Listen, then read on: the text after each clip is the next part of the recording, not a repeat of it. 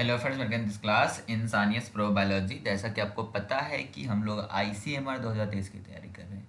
But हाँ, आप सभी के लिए गुड न्यूज़ भी है कि एक स्टूडेंट का इस चैनल से MH सेट महाराष्ट्र सेट में सिलेक्शन हुआ है, तो उसको कंग्रेचुलेशन हो मेरी तरफ से।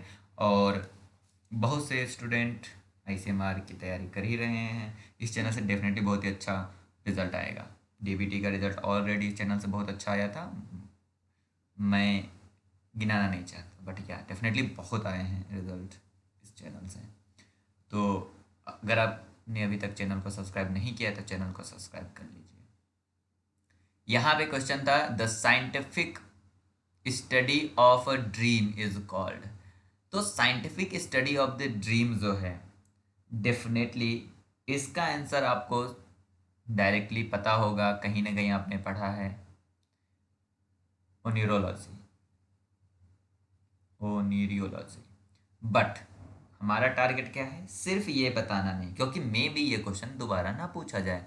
बट यस, जो अदर ऑप्शंस दे रखे हैं इनको पता होना चाहिए आपको। तो आर्कियोलॉजी क्या है? आर्कियोलॉजी क्या है? ये वैसे आर्कियो नहीं है, ये है एराकिनोलॉजी। एराकिनिड्स एनिमल होता है, आर्थ्रोपोड्स ग्रुप में है एराकिनिड्स। उनकी स्टडी एराकिनोलॉजी कहलाता है। क्या हो गया हमारा? The group of animal called the the study of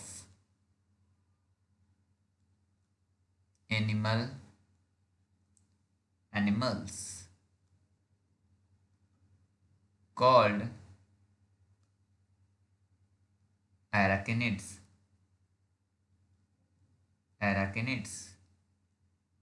known as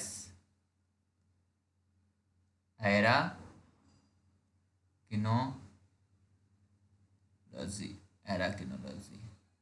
archaeology क्या कहलाएगा? जो खंडहर होते हैं, जो ऐतिहासिक प्रागैतिहासिक मतलब साक्ष्य हैं, उनकी स्टडी। दूसरा यहाँ पे टर्म है पोमोलॉजी। पोमो टर्म का मतलब होता है फ्रूट और उसकी कल्टीवेशन की प्रैक्टिस, और लॉजी का मतलब होता है स्टडी, मतलब लॉजी का मतलब होता है स्टडी। तो the study of fruit, the study of fruit, the study of fruits and their cultivation practice, cultivation practice।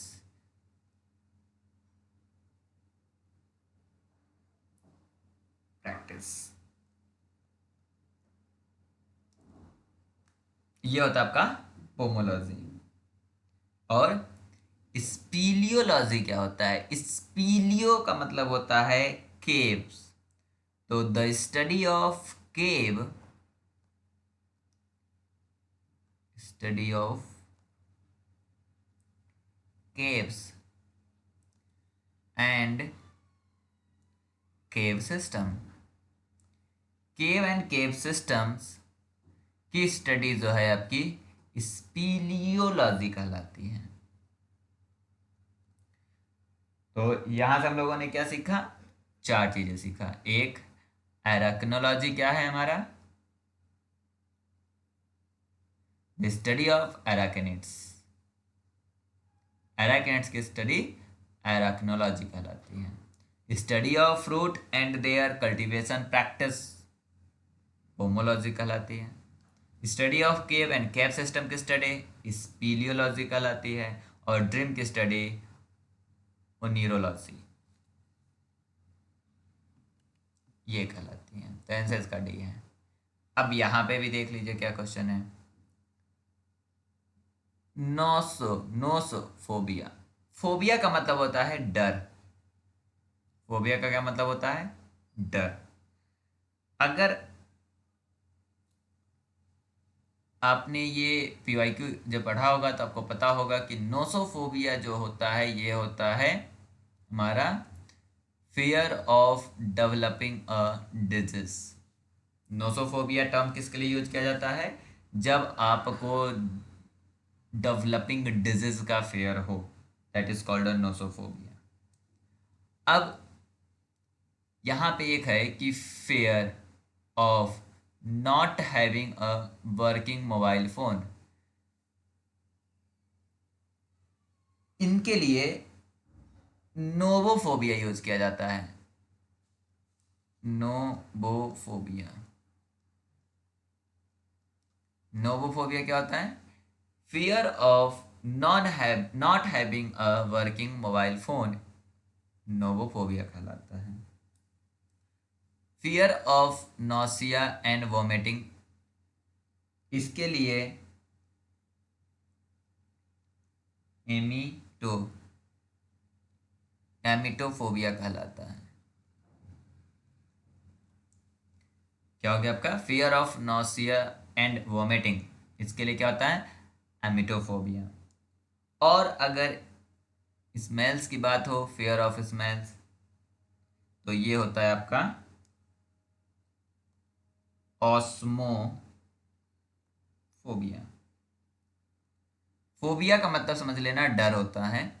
बाकी अगर स्मेल्स का फियर हो तो ऑस्मोफोबिया, अगर वोमिटिंग या नॉसिया हो तो उसे एमिटोफोबिया कहेंगे। अगर हमारा not having a working mobile phone का फोबिया हो तो नोवोफोबिया। यहीं पे अगर डेवलपिंग डिजीज का फियर हो तो उसे हम बोलेंगे नोसोफोबिया। यहाँ पे बस इन दोनों टर्म को ध्यान से देखना, नोसोफोबिया नोवोफोबिया। नोसोफोबिया मतलब डेवलपिंग अ डिजीज और नोवोफोबिया मतलब not having a working mobile phone. ये क्वेश्चन बीएससी मतलब 12th से पूछा गया है। The colour of onion is pink. Pink onion का पिंक कलर किसके कारण होता है? तो याद रखना, अनियन का पिंक कलर जो है आपका एंथोसाइनिन के कारण होता है। एंथोसाइनिन एक ऐसा पिगमेंट है जो कि अनियन को पिंक कलर देता है। रेड कलर के लिए भी एंथोसाइनिन यूज होता है। कैरोटीन जो होती है कैरेट में पाई जाती है। बाकी जो टर्म्स यहाँ पे दिए गए हैं, कैरोटीन तो आपको कैरेट में पाई जाती है, डेफिनेटली आपको पता होगा। और विटामिन ई के लिए, विटामिन ई बता रहे, विटामिन ए के लिए ये ज़्यादा आपका अच्छा माना जाता है कैरोटीन। इसके अलावा देखो एक चीज़ मैं बता दूं, जो काम की चीज़ है वो ये है कि ऐसे क्वेश्चंस के लिए तुम अगर रटने चलोगे, अगर तुम ऐसे क्वेश्चंस को रटने चलोगे तो डेफिनेटली भूलते रहोगे।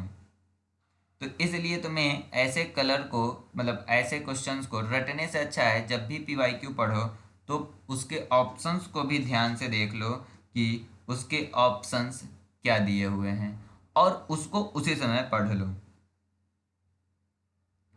अगर हम बात करेंगे जैंथोफिल्स की, तो जो जैंथोफिल्स है यहाँ पे, ये कैरोटीन तो पाया जाता है आपका कैरेट में, तो कैरेट में जो मैक्सिमम पाया जाता है वो कैरोटीन होता है। बट अगर हम जैंथोफिल की बात करेंगे तो that is a yellow pigment. और जो नेक्स्ट है आपका लाइकोपिन, जो कि यह एक कैरेटिनॉइड होता है जो कि रेड और पिंक कलर देता है। रेड और पिंक कलर देता है किसको? टमाटो को या फिर ग्रेप फ्रूट को। तो लाइकोपिन आपका टमाटो में पाया जाता है। टमाटो का जो कलर है रेड कलर, रेड कलर इन टमाटो, इन टोमेटो, टोमेटोज के अंदर जो रेड कलर होता है या पिंक कलर होता है वो लाइकोपिन के कारण होता है।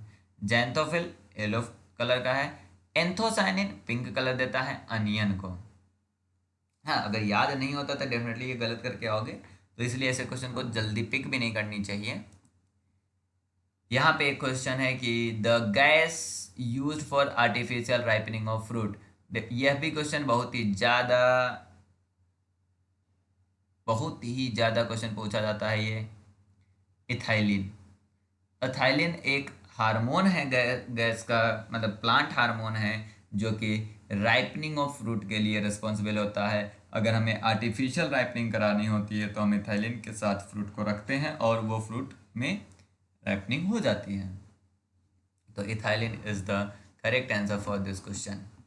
नेक्स्ट, ये भी क्वेश्चन मेमोरी बेस्ड था कि pH of the human blood कितना होता है। देखो, ह्यूमन ब्लड का पीएच जो होता है डेफिनेटली एसिडिक तो होगा नहीं। जब एसिडिक नहीं होगा तो इसको भी हटाओ, इसको भी हटाओ, और खूब ज़्यादा बेसिक भी नहीं होता, इसलिए इसको हटाओ। नियर टू न्यूट्रल होता है, 7 के अप्रॉक्सीमेट होता है, तो 7.4 थोड़ा एल्कलाइन होता है, थोड़ा एल्कलाइन होता है, तो 7.4 ब्लड का पीएच होता है, ह्यूमन ब्लड का पीएच। बट ये याद करने वाला है। हाँ, ये एक फिगर दिखाया गया है जो कि एंटी कैंसेरियस ड्रग की प्रॉपर्टीज रखता है। देखो, एंटी कैंसर ड्रग का प्रॉपर्टीज रखने वाला ये प्लांट है। अब इस प्लांट के बारे में इन्होंने क्वेश्चन पूछा है कि इस प्लांट का कौन सा सोर्स है जो कि एंटी कैंसरस ड्रग रखा है। अगर इस प्लांट के बारे में तुमको थोड़ा बहुत भी जानकारी होता तो इसको तुम आराम से आंसर लगा सकते हो, बट हम आपको यहाँ पे जानकारी नहीं है तो हम बता दें। इसका जो है, इसे हम सदाबहार प्लांट बोलते हैं। कॉमन नेम इंडिया में है सदाबहार, सदाबहार। और इसी को हम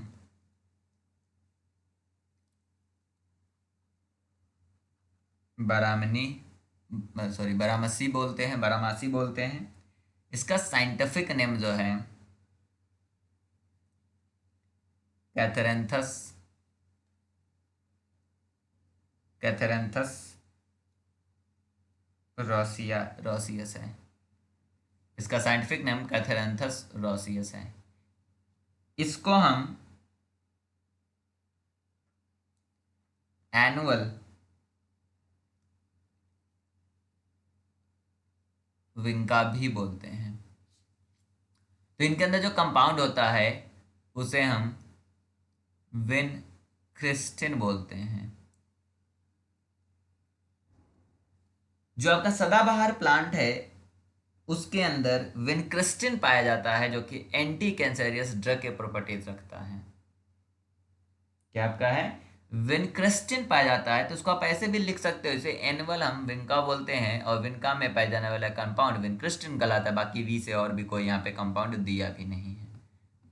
चलिए अगला क्वेश्चन देखते हैं। अगला क्वेश्चन बहुत ही इजी है और 9 से क्वेश्चन पूछा गया था। बेस्ट कंडक्टर ऑफ इलेक्ट्रिसिटी, वो पानी जिसके अंदर साल्ट ज़्यादा हो, जिसके अंदर आयंस ज़्यादा हो, वो वाटर जो होता है, वो वाटर क्या होगा आपका, कंडक्टर होगा। रेन वाटर शुद्ध होता है तो इसकी यह भी कंडक्टर नहीं होता। वाइल्ड वाटर में भी कंडक्टिविटी कम होती है। डिस्टिल्ड वाटर में भी आयंस कम होते हैं, मतलब निगलेक्टेड तो नहीं बोल सकते। बट सी वाटर में जो है बहुत ही ज़्यादा NaCl पाया जाता है, और NaCl जो है ये चार्ज मॉलिक्यूल है, और चार्ज मॉलिक्यूल जो है वो इलेक्ट्रिसिटी को कंडक्ट कराने के लिए बहुत ही अच्छा सोर्स होता है। तो बेस्ट कंडक्टर ऑफ इलेक्ट्रिसिटी कौन हो गया, सी वाटर। क्यों होता है, क्योंकि उसके अंदर चार्ज मॉलिक्यूल पाया जाता है। यहाँ पे एक क्वेश्चन पूछा गया है, anosmia and ageusia is the loss of anosmia anosmia. Anosmia जो होती है इसे हम बोलते हैं loss of smell. Loss of smell को हम इंसोमिया बोलते हैं। और एग्यूसिया जो है ये टर्म जो यूज़ की जाती है, ये यूज़ किया जाती है लॉस ऑफ टेस्ट टेस्ट। और एक और होता है लॉस ऑफ साइट, इसे बोलते हैं हम ब्लाइंडनेस। तो लॉस ऑफ स्मेल इन एनोस एन ऑस्मिया एनोस्मिया बोलते हैं स्मेल को। तो स्मेल वाला ऑप्शन होगा, ये दोनों ऑप्शन हो सकता है, बट ये वाला ऑप्शन नहीं होगा। इन दोनों को हटाओ। अब साइट के लिए ब्लाइंडनेस होता है, यहाँ पे एक यूसिया दिया था, तो ये भी नहीं होगा। तो बचा एक ही ऑप्शन है कि एंसोमिया और एग्यूसिया is a loss of smell और अ टेस्ट रिस्पेक्टिवली। ये काफ़ी इजी है, जीके का क्वेश्चन है। According to the Indian law what is the minimum age of a person for employment in a factory. Factory में काम करने के लिए मिनिमम एज कितनी होनी चाहिए? फैक्ट्री में काम करने के लिए मिनिमम एज जो है 14 साल होनी चाहिए। ये जनरल नॉलेज का क्वेश्चन था, इसमें और कुछ ज़्यादा कोई क्वेश्चन, ज़्यादा इसमें कोई टेंशन की बात नहीं थी। ये क्वेश्चन काफ़ी इंटरेस्टिंग और काफ़ी अच्छा क्वेश्चन है। क्यों क्वेश्चन अच्छा, मैं बताऊं। ये एप्टीट्यूड से क्वेश्चन पूछा गया है, और आप इसे बहुत ही आराम से क्वेश्चन सोल्व कर सकते हो अगर आपने मेरे बाकी वीडियोस देखे होंगे, लाइक CSI और DBT और गेट के वीडियोस एप्टीट्यूड वाले। यहाँ पे पूछा है अ ट्रेडर मेक्स 26 kg, यहाँ पे लिख लो 26 kg of rice priced as 20 पर kg। यहाँ पे क्या है कि 20 रुपीज़ पर केजी के हिसाब से प्राइस दिया हुआ है। इसको इन्होंने मिक्स कर दिया किसमें? 30 kg के साथ, जिसकी प्राइस जो है 36 रुपीज़ पर केजी दे रखा। और इन दोनों को जब इन्होंने मिक्स कर दिया तो इनको इन्होंने बेचा है 30 रुपीज़ पर केजी। अब इन दोनों को मिक्स करोगे तो टोटल कितना आएगा? 6 और 3 × 5 मीन्स 56 kg। अब यहीं पे तुमको एक चीज देखना, इन्होंने पूछा है his profit percent. His profit percent, अगर हम यहाँ की बात करें, यहाँ से हम ये बताएं कि कितना पैसा इसने, इसको अगर ये अकेले इसको बेचता, इसको 26 kg को बेचता विदाउट मिक्सिंग, तो इसको कितना पैसा मिलता? 26 × 20 इक्वल टू 520 को रुपीज़ मिलता अगर अकेले बेचता। इन दोनों को भी अगर ये सेपरेट, मतलब इन दोनों इनको बेचता तो 30 × 36 मीन्स 1080 kg। इनको भी अगर अकेले बेचता तो वो, सॉरी केजी नहीं, रुपीज़, तो इतना RS इनको मिलता। मतलब अगर इन दोनों को ये सेपरेट सेपरेट बेचेगा तो इसको कितना पैसा मिलेगा? 1080 प्लस 520 मीन्स ये आपको इनको मिलेगा 1600 रुपीज़। बट इन्होंने क्या करा, इनको मिक्स करके 30 रुपीज़ पर केजी पर इनको बेचा, मतलब 56 को इन्होंने 30 रुपीज़ में सेल किया। तो ये हो गया आपका 1680 रुपीज़। अगर इन दोनों को सेपरेट वो बेचेगा तो 1600 का बेचेगा। अगर इनको ये मिक्स करके बेच रहा तो 1680 को बेच रहा। तो प्रॉफिट कितना हुआ? Profit is 1680 minus 1600 means 80 rupees का प्रॉफिट हुआ। अब आपसे पूछेगा कि यह 80 रुपीज़ जो है, मतलब 1600 का कितना परसेंट होगा? 80 रुपीज़। तो x equal to 80 by into 100 by 6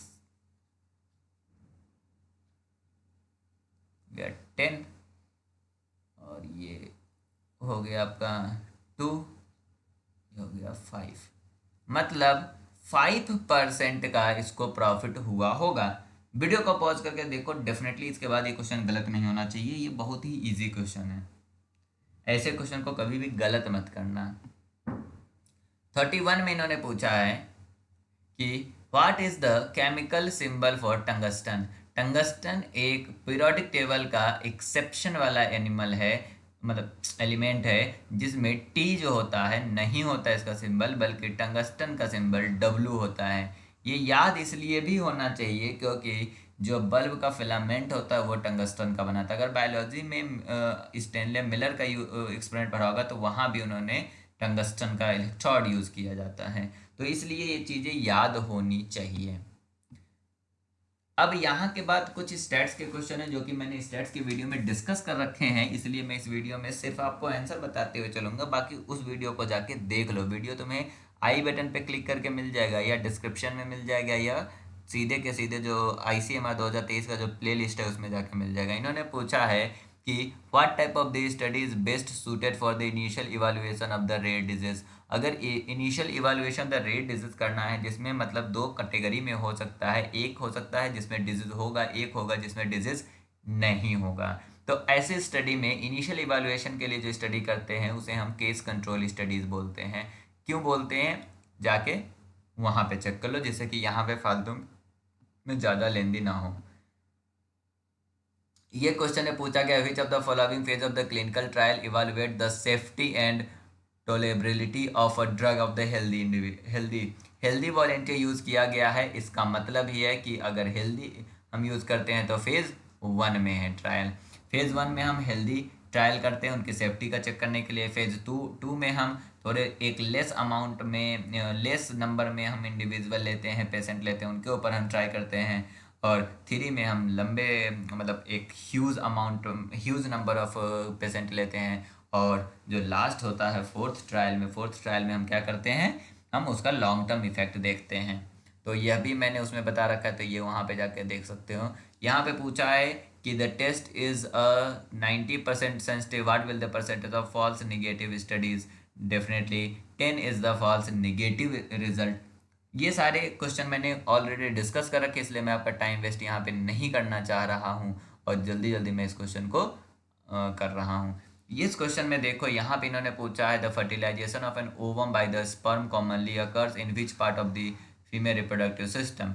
female reproductive system में अगर डायग्राम याद हो तो कुछ इस तरह से डायग्राम होता है। मेरी डायग्राम बहुत अच्छा नहीं है तो इसलिए ज़्यादा उस पर डायग्राम पे मत जाना, बस समझो।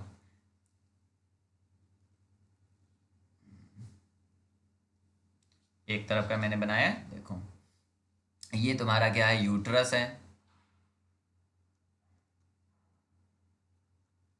यूट्रस है, इसे हम बोलते हैं फैलोपियन ट्यूब, जहाँ से शुरू होती है, मतलब जो ये पूरा का पूरा फैलोपियन ट्यूब है,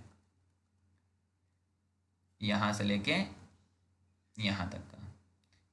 यहाँ पे ओवरी होता है, यहाँ पे फैम्ब्री होता है।